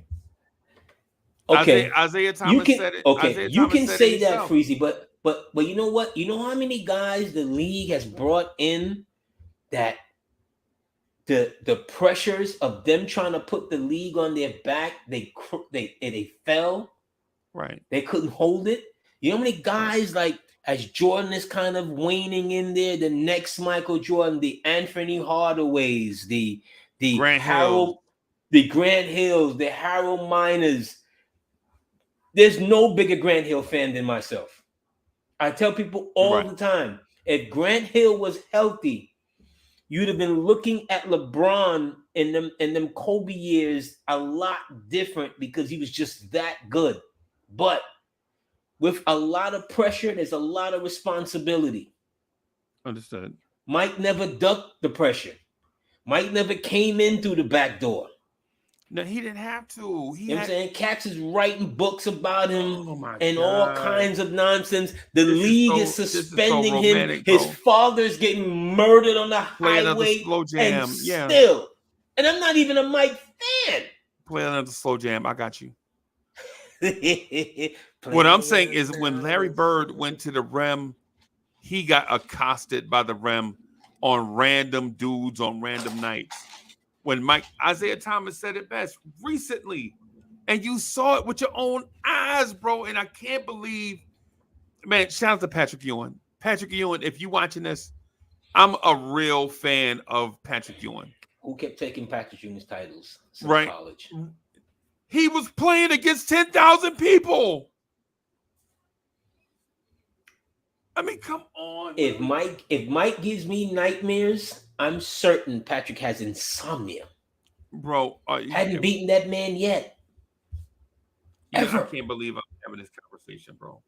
But it's not a disrespectful conversation because you couldn't touch Mike. No, you couldn't touch Mike. You couldn't. I remember the Trent Tucker 4-point play. The moment he hits it, he comes back, Mike gets fouled. I get all of that. I get all of that. But you still can't take away the sheer greatness. You just can't. So again, I never said Mike was a bad player. I acknowledge that Mike is a great player. Scotty said this. Scotty said, "Did you see Mike before I got to him?" Like, Scotty, I saw you before you got to Mike. Right. Calm down. Right. And so Paris Duggar, thank you for the generous contribution. Paris Duggar says, "You're about to lose your national followers about MJ." Paris Duggar just be talking, bro. Paris Duggar out here. He wanted AD attention. AD Duggar, your mans. AD, get your mans. Paris Duggar, he out here. I'm messing around. But nah, man, bro, I'm telling you, man, listen. Shout out to, because the Knicks had two icons in the 80s, right? Bernard King and Patrick Ewing, right? Yes. One at the beginning of the 80s, one at the end of the 80s and through the 90s, right? Correct. But I'm not ready to say that Michael Jordan was the greatest player to ever breathe breath when I know, in fact, that the NBA machine was behind him, bro. The machine was behind him. The machine was behind Bird and Magic as well. Remember, the league cleans itself up off of Bird and Magic. Yeah. So, and the pressures didn't wilt under the pressure. Right. We never thought about, oh my God, it sure would be nice if Magic and Bird met. Right. It was almost immediate. Right. My thing is, though, when you talk about the other great players during the era, the Dominique Wilkins, the Patrick Ewings of the world, the Alex Englishes. None of them calling Dominique great. Good. See what I mean? I don't know if I'm calling Dominique great. See what I'm talking about? Good. I'm gonna give him a B, a solid B. I'm ready to go great. Sorry. I don't even know what I'm hearing. Sorry. I don't know if I'm going. I'm not giving Alex English great neither. I'm giving him. I don't even know what I'm hearing. I don't even know what I'm hearing, bro. Solid B. I'm sorry. Right. Well, let me ask. What about Steph Curry? Is Steph Curry great? Absolutely. Okay. All right. Okay. I just don't know. Absolutely. I just, bro. Yeah. What I'm saying is if Magic was untouchable like Mike, Magic would have took this. Man, listen. I think your disdain comes from the nightmare. It's not disdain. It's the blonde experience. tears. I lived through it. I know I think that's what it comes from. It comes from that. I saw Isaiah go in the lane and get his eyebrow parted by Karl Malone. Yes, you did. Right. Permanently parted. Right. And I saw Michael Jordan go to the foul and go to the lane and get whispered on by Bill Laimbeer. And they call fouls on Bill Laimbeer. Do you think his treatment? Okay, let me ask this. In totality, Freezie, the guy comes in, he doesn't disappoint. The league is marketing him. He's getting bigger. He's all over everything. He's now Air Jordan. He's all over the world. Did you think that would happen for him coming out of North Carolina? Yes. Really? Yes. He was a good player, an Olympian, a champion, a college champion. But did you think that he would, even if what you say is correct and the league, gave him and cleared the runway for him and did everything, whatever, Freezie, he still had to accomplish it. I know. He still had to go through it. When Bobby Knight said that Michael Jordan was the greatest college player he had ever seen, that automatically, now think about what Bobby Knight said. Bobby Knight said, and this is Bobby Knight, right? Says Michael Jordan is the greatest college player he had ever seen. Egomaniac. Off rip, you're telling Isaiah Thomas, who is from Chicago and played at Indiana, that Michael Jordan is better than him. But that's his truth. Right. So, but what I'm saying is, after the 84 coming into the NBA, if Bobby Knight is saying this about Michael Jordan, he's already made the king of the NBA just off that alone. Freezie. Mike's path is not so easily laid. Like Mike's path wasn't as easily laid like how the league laid it for LeBron. No, Mike's path was easier. No, stop it, Freezie. Mike doesn't win his first championship until he's 29. Right.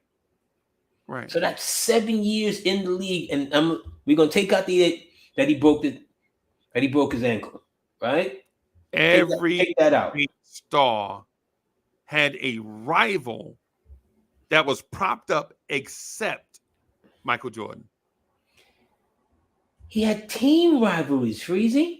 No, remember at one point the league was trying to create a rival with him and Five Slammer Jammer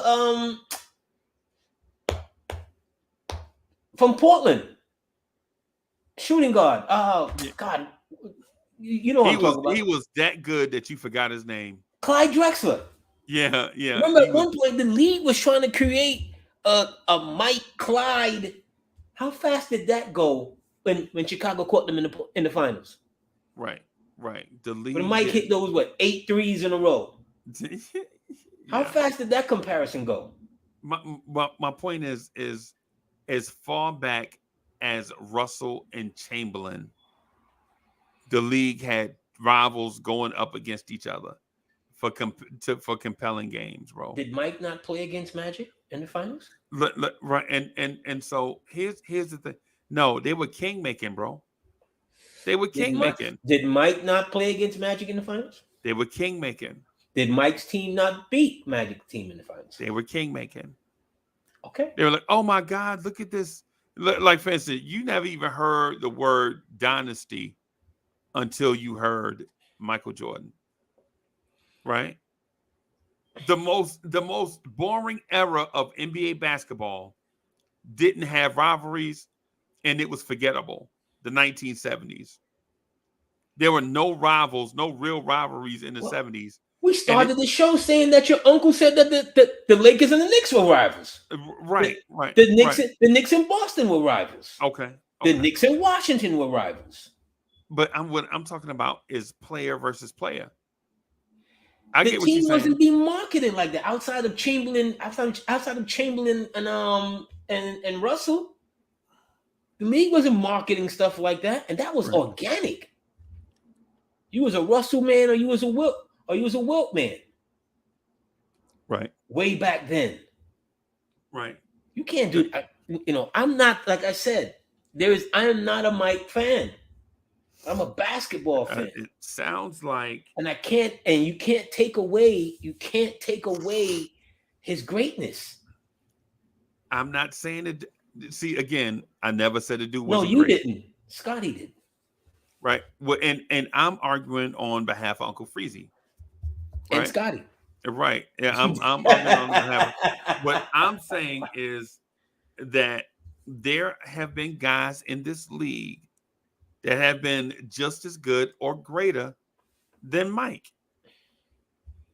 That's what I'm saying. I think people go in a shoe closet. People go in a shoe closet and be like, "Oh, he the GOAT because I got 7 pair of Jordans." You can't name more than 3, Freezie. A dude legit said on TikTok. Name 3 who you think is greater than Mike. Players you've seen or haven't seen. Name 3. Right. A dude said on TikTok that you ain't never seen nobody get robbed for their LeBrons before. That's the stupidest argument I have ever heard in my life for the greatest basketball player of all time. A dude ain't never got robbed for his LeBrons. That's not a basketball conversation. That's the social ills. That's a dummy conversation. That's a 3rd grade reading level conversation, right? Ultimately, what I'm getting at is But you did recall it though, Freezie. You kept it in your recall. What? You remembered that? What? That conversation that someone got robbed for their mics and not. Yeah, that was dumb. I only remembered it because it was dumb. Right. My thing is Mike was a great player. Mike was not the only great player. Name 3 that you've seen or haven't seen that's better than him. That I've seen now, because that I've seen is something different. Okay. Than ever existed. So give me the 3 that you've seen that's better than him. I don't know if there's 3 that's better than him, because Mike gets the whistle. They still blowing the whistle for Mike right now. They still blowing the whistle for Mike right now. Did they blow the whistle for him against Utah? Yeah, they Did they blow the whistle for you? Yo, he pushed Brian Russell out the play. He did not. He helped Brian Russell. He touched that man ass. He helped Brian Russell. He helped Brian to sit down. Yeah. Brian was already caught from the move. Yeah, no. That's 103 flu. He pushed that man out the way. Stomach virus. Right, and he raped Karl Malone arms right before that too. This call was soft. Yeah. I mean, I get it. Soft. I get it. Karl Malone was soft. That road game made him soft. Yeah. Yeah. So ultimately what I'm getting at is the NBA is full of. That's what I don't like. This is why I don't like having a Mike conversation, because Mike beat Pat with the help of officials, and we out here talk about Mike is the GOAT. When I remember the Charles Smith play under the rim, when Charles Smith was getting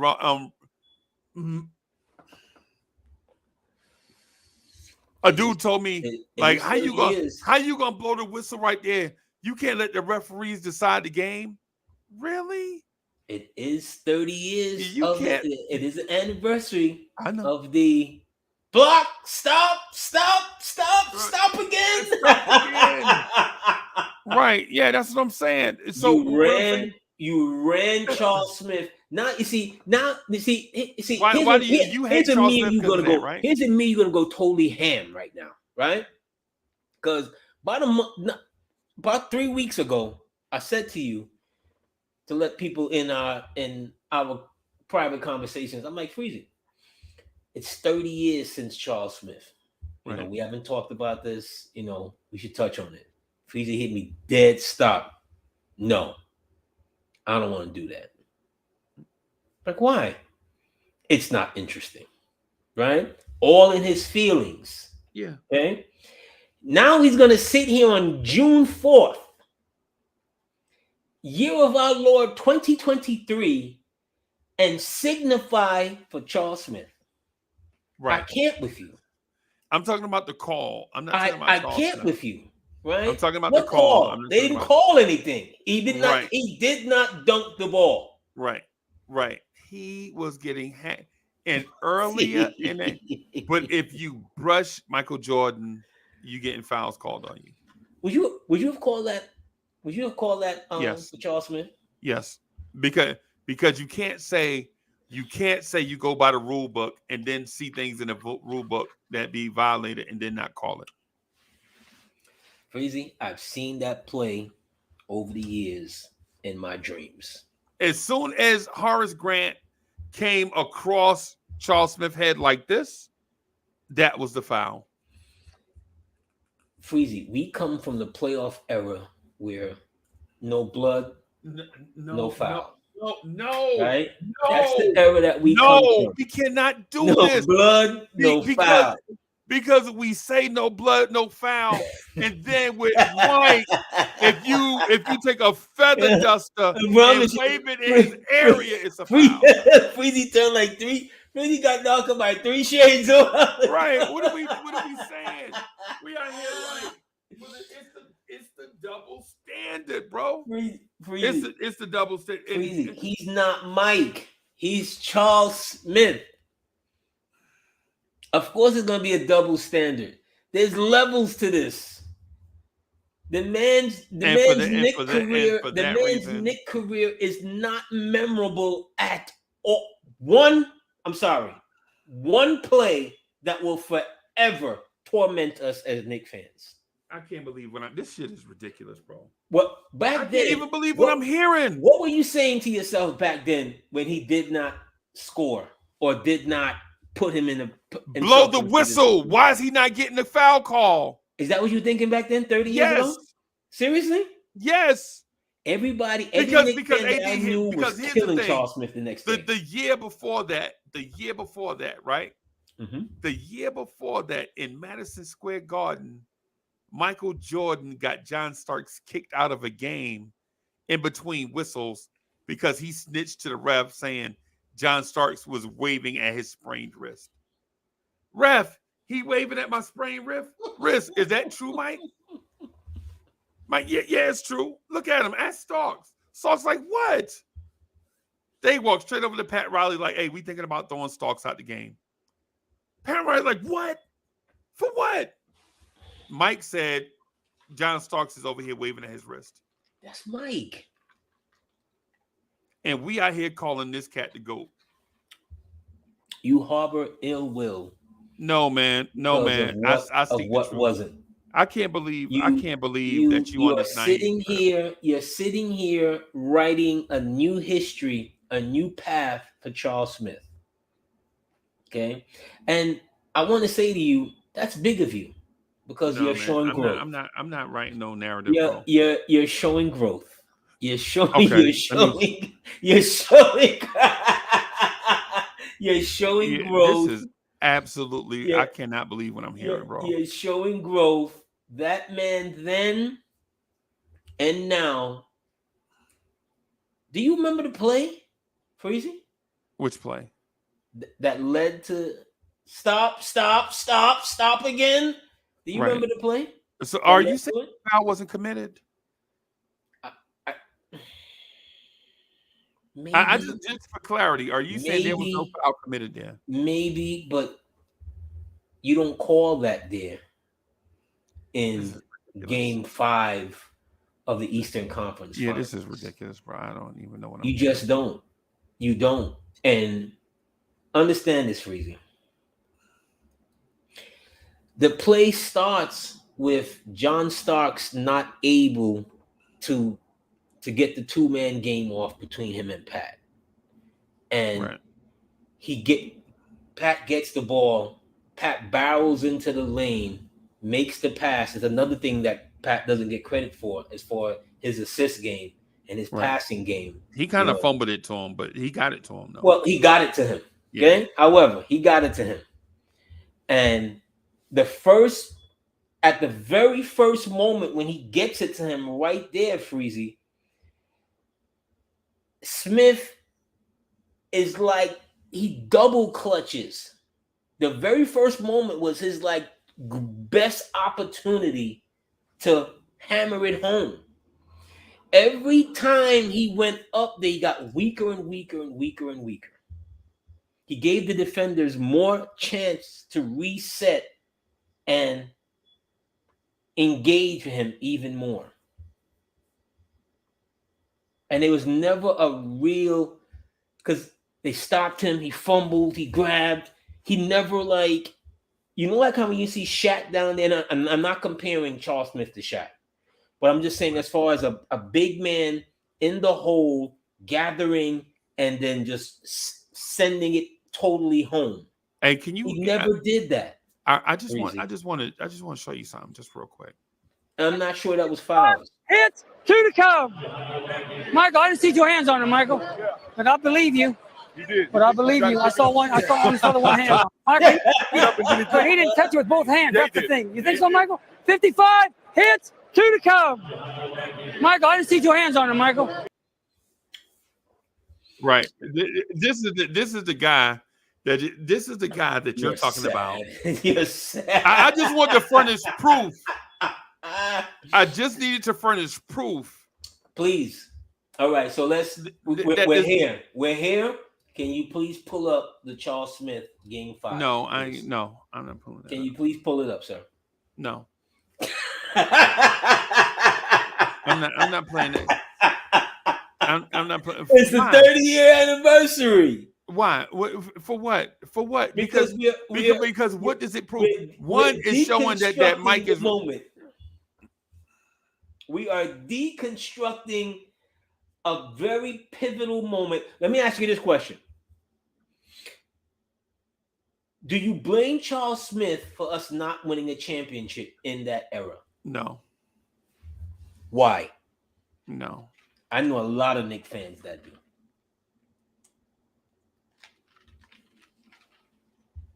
Why? I'm gonna see if I can find it. Oh, there it is. Okay, I got it. Of course you can. It's infamous. Right. When they traded for Charles Smith, Freezie, if you remember, it was a big, nasty 7-player trade, right? Here I got it right here. So you got it? Hit it. Watch this. Ewing for Smith. Smith. Stopped again. What a play by Scott. Okay. Final seconds. Jordan for Armstrong. And the Bulls have the. Okay. Sorry, Knicks fans, that we have to take you down that path of ugliness, but this is Blanche Tears. Right. Did I say something incorrect? Yeah, man. Yeah, I can't believe. Did Ewing not get him the ball? I can't believe what I'm hearing. Did Ewing not get him the ball? Yeah, I can't believe what I'm hearing. Okay. Hey, man, I'm honestly thinking that you have Stockholm syndrome. How could I have Stockholm syndrome? You are going to acquiesce to Mike Jordan after you've seen 2 videos of evidence. Right, you've seen 2 videos of evidence, right? Freezie, that we talked about. Freezie, you saw 3 separate fouls on Charles Smith. Oh God! One dude cut across the screen. Stop it. Charles might have been fouled once. He failed. He had point blank under the rim, point blank, Freezie.